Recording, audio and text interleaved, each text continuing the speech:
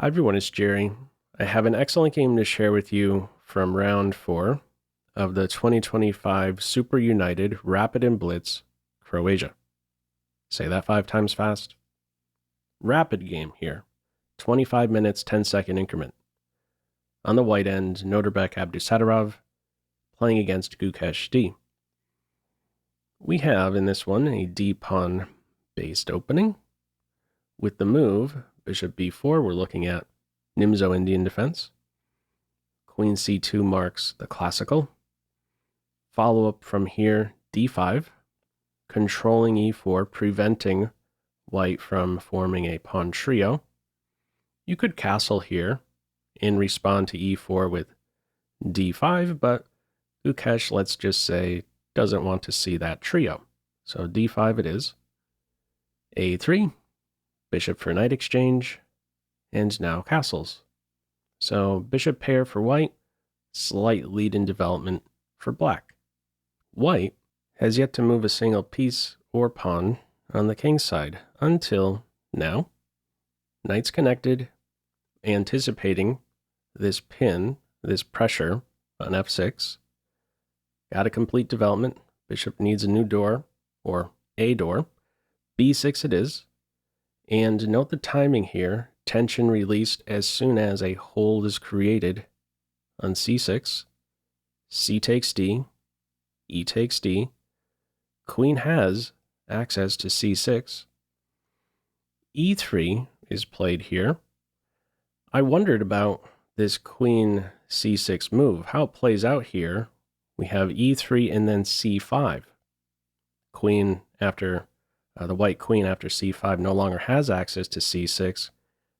What is black doing if queen c6 is played? Rook is targeted.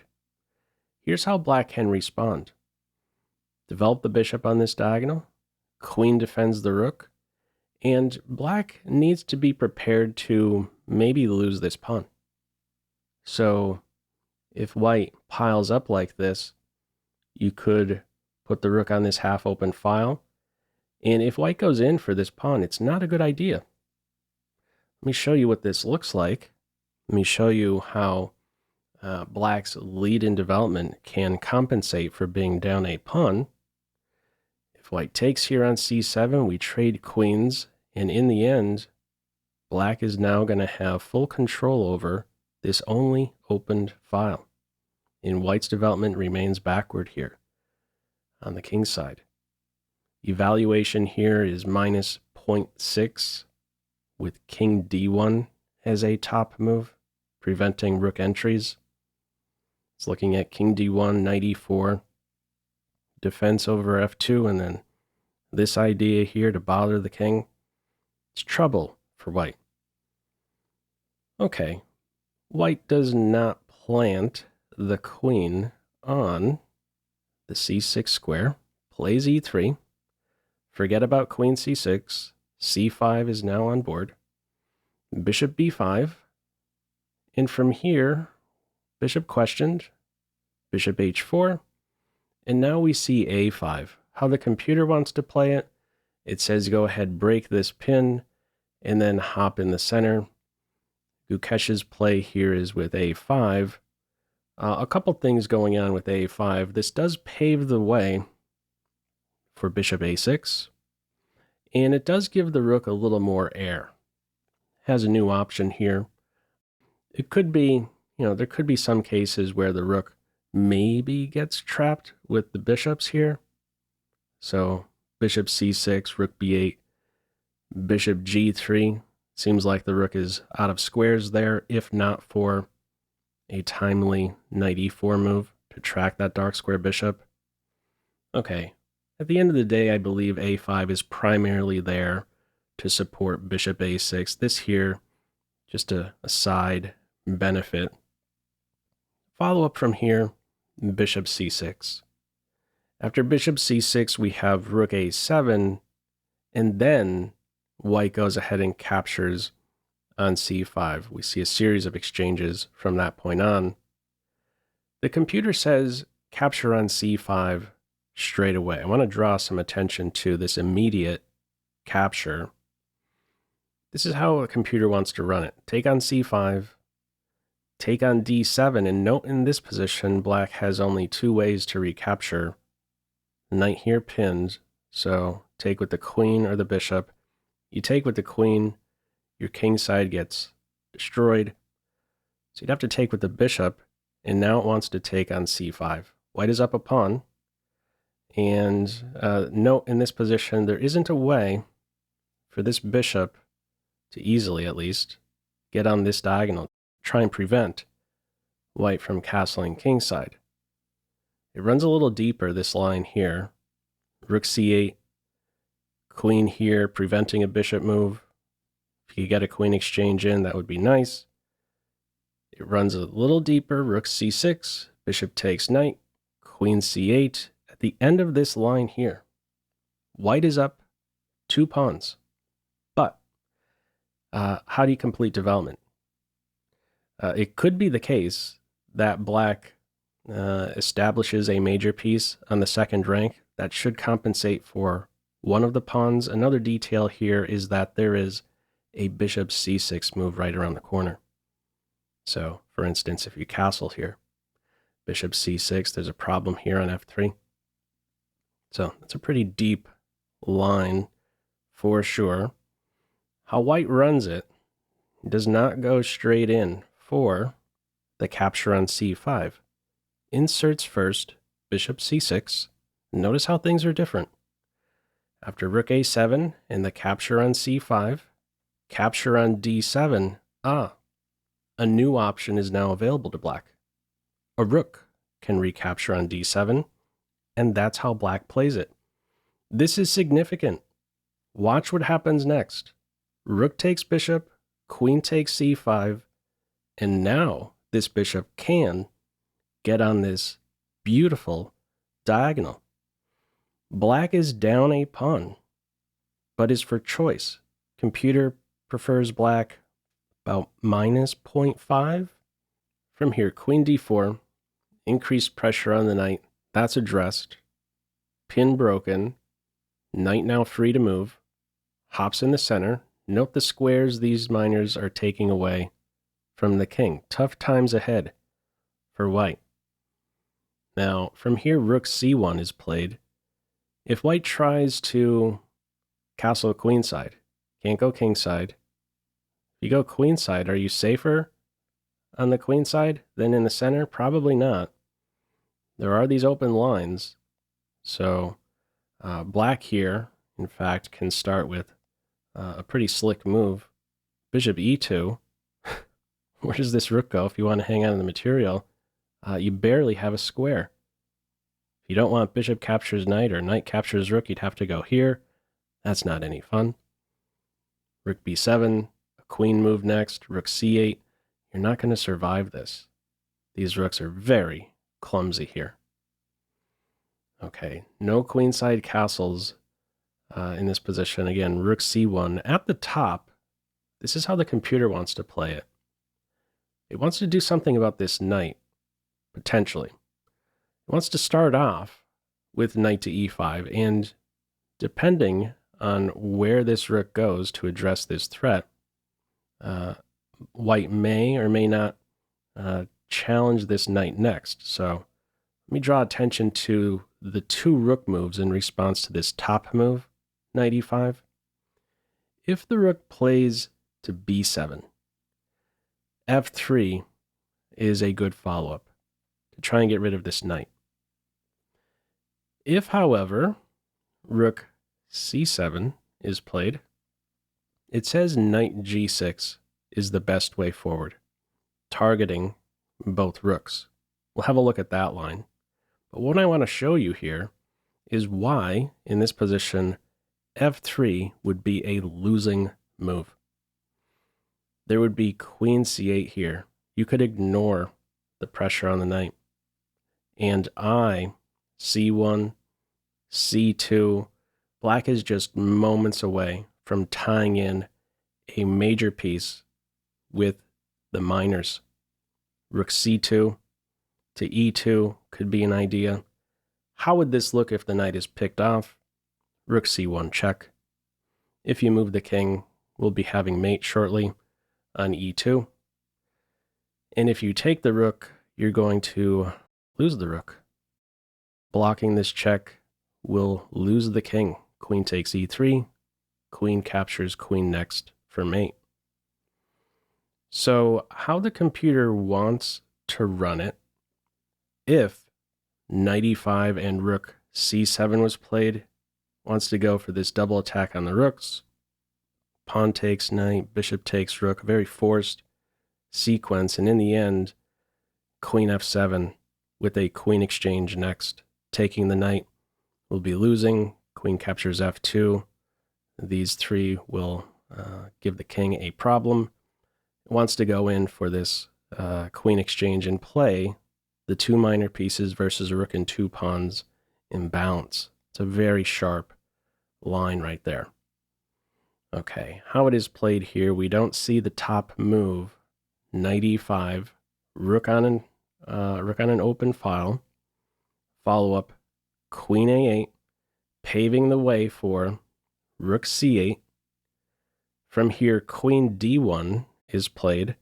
Computer says challenge this knight now with knight d2.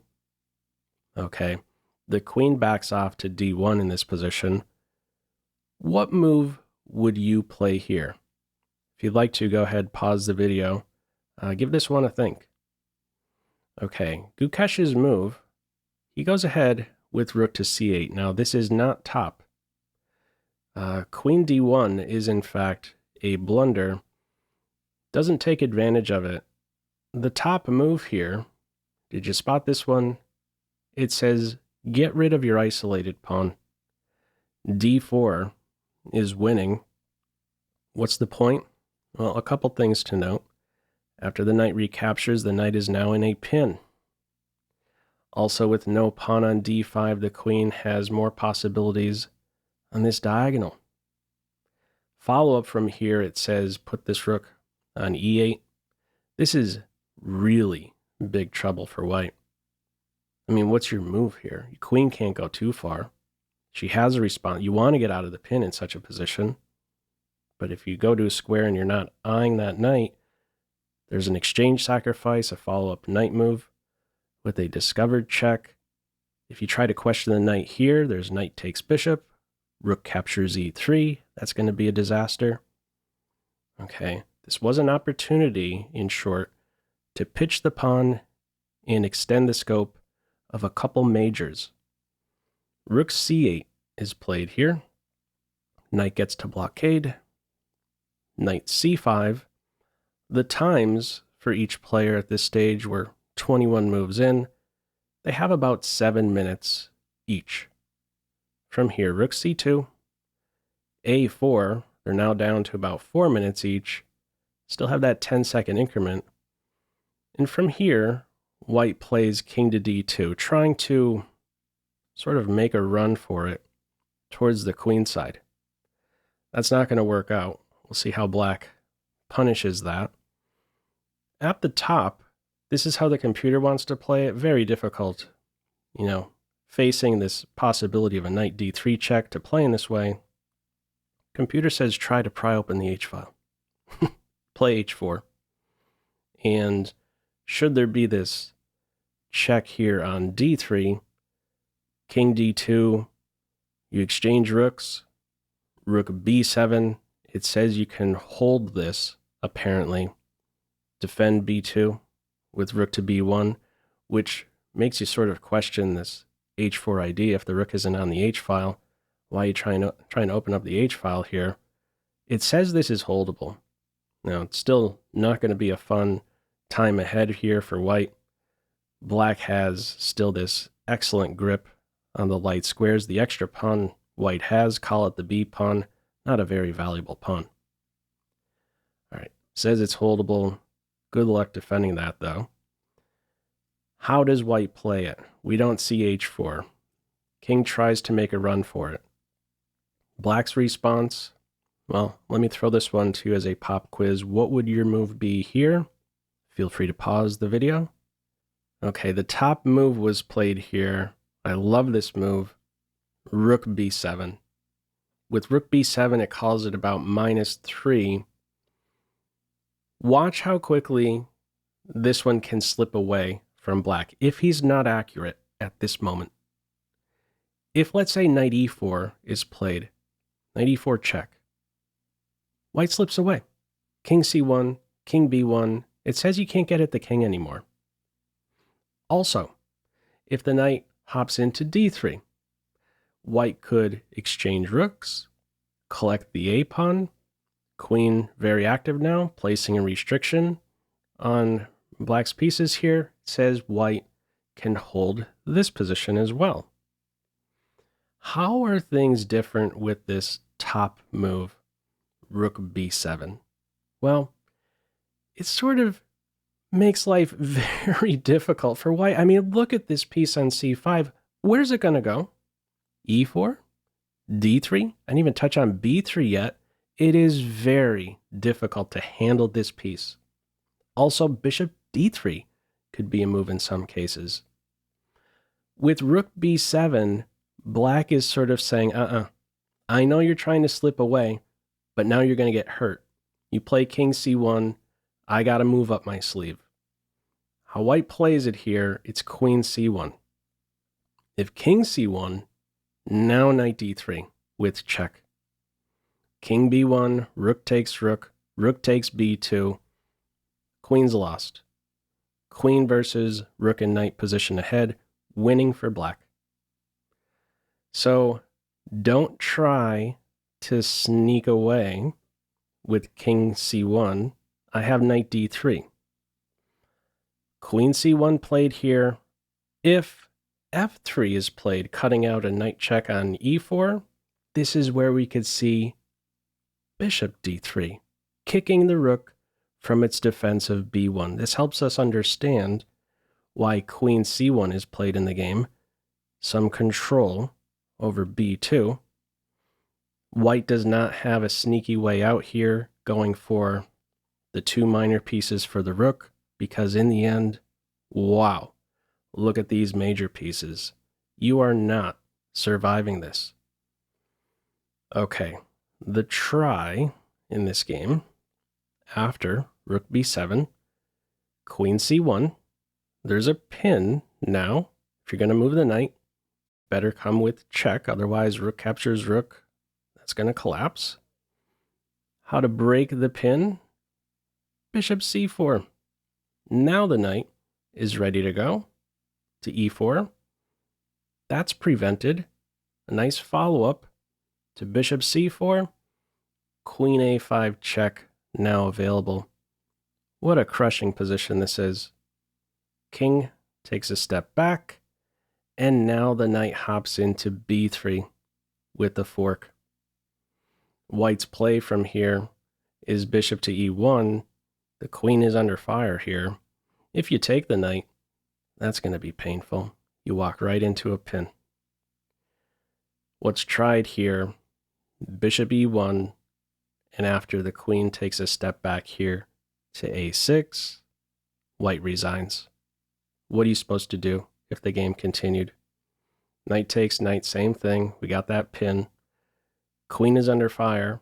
She barely has a move because of this beast on b3. If you go to b1, there's knight takes knight, and there we go. We get that bishop b3 move in there. Crushing pin, queen d3 in the air. You don't survive this. This was an excellent game. I know it's only rapid format, but winning with black here, Nimzo-Indian, 29 mover, really nice play. Anyhow, your thoughts with this one? Feel free as usual to leave any feedback to this video in the comment section below. I hope you enjoyed it and maybe took a thing or two away. That's all for now. Take care.